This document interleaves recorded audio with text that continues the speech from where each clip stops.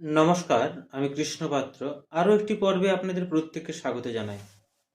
জানি না আপনারা বিশ্বাস করবেন কি না, আমি ভাবছিলাম বিষয়টা নিয়ে।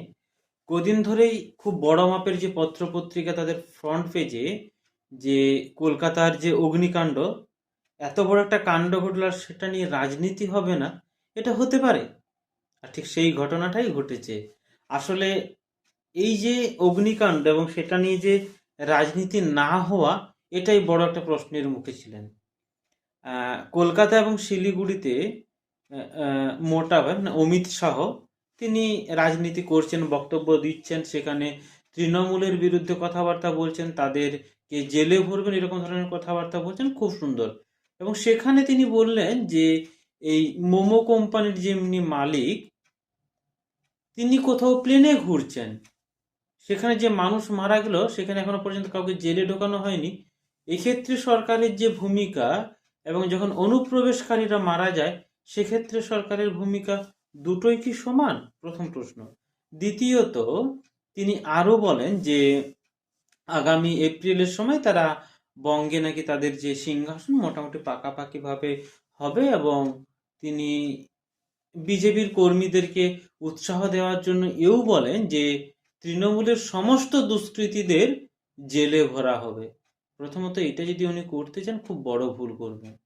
তাহলে জেলেই ছোট হয়ে পড়বে, পুরো পশ্চিমবঙ্গটা তাহলে জেল হয়ে যাবে। আর দ্বিতীয়ত, কেউ ধোয়া তুলসী পাতা নয়, বিজেপি এলে তারাও ঠিক এই ধরনের ঘটনা করবেন। আর একটা বিষয়, যদি আপনারা নিরপেক্ষভাবে ভাবেন, লক্ষ্য করবেন, পশ্চিমবঙ্গে মানে বিজেপির যে লড়াই, সেখানে কিন্তু পশ্চিমবঙ্গের যারা পদপ্রার্থী, যাদেরকে নিয়ে পশ্চিমবঙ্গ ভাবছে, তারা কিন্তু সরাসরি মাটিতে নামছে না।